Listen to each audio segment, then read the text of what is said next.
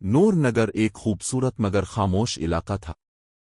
यहाँ की फिजा में सुकून तो था, मगर लोगों के दिलों में खौफ बसेरा करता था। इस खौफ की वजह एक ही शख्स था, हारिस खान। हारिस खान इस इलाके का सबसे बड़ा जमींदार था।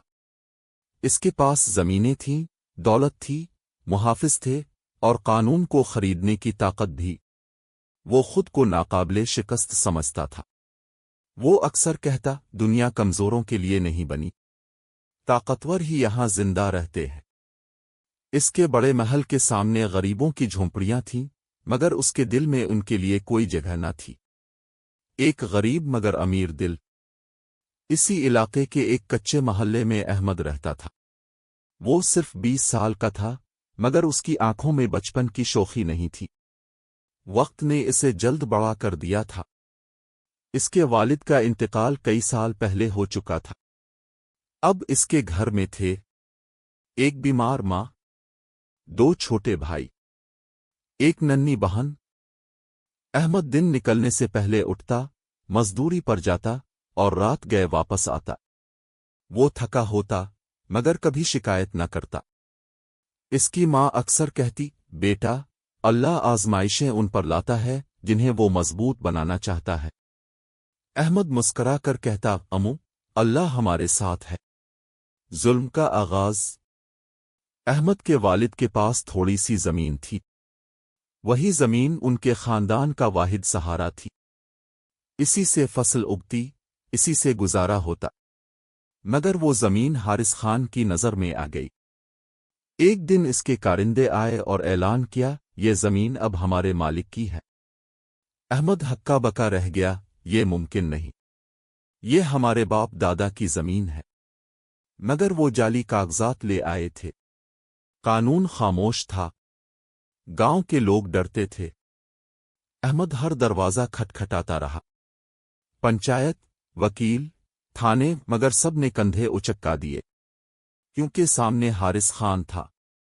एक दुआ जो आसमान तक पहुंची। इस रात अहमद जमीन पर बैठा रहा। इसकी मां सो रही थी। बहन भाई भूखे थे। उसने आसमान की तरफ देखा और रोते हुए कहा, या अल्लाह, अगर दुनिया में कोई मेरा नहीं तो मेरा है ना। मैं ये मुआमला तेरे हवाले करता हूं। वो दिन था जब अहमद ने शिकायत छोड़ दी और सब्र को अपना हथियार बना लिया। वो रोज फजर के बाद दुआ करता, या अल्लाह, तो सब देख रहा है।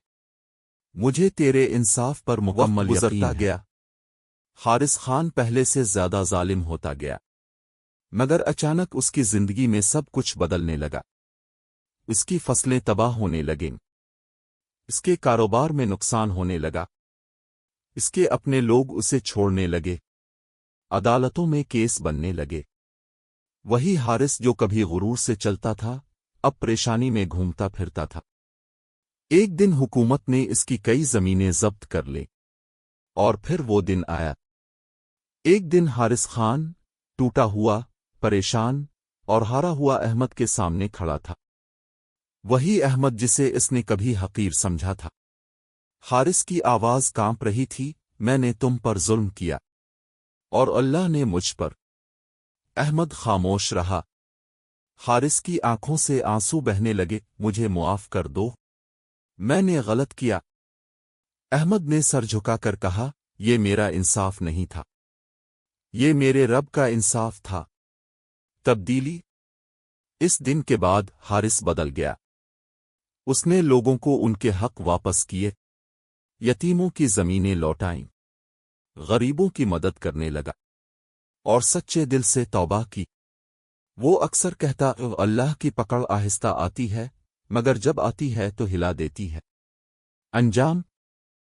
अहमद ने भी हार नहीं मानी थी। उसने मेहनत जारी रखी। अल्लाह ने इसके लिए दरवाजे खोल दिए।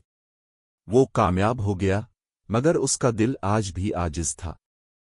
वो हर जुमा को मस्जिद में बैठकर कहता, अगर अल्लाह तुम्हारे साथ है तो कोई तुम्हें तोड़ नहीं सकता, और अगर अल्लाह तुम्हारे खिलाफ है तो कोई तुम्हें बचा नहीं सकता।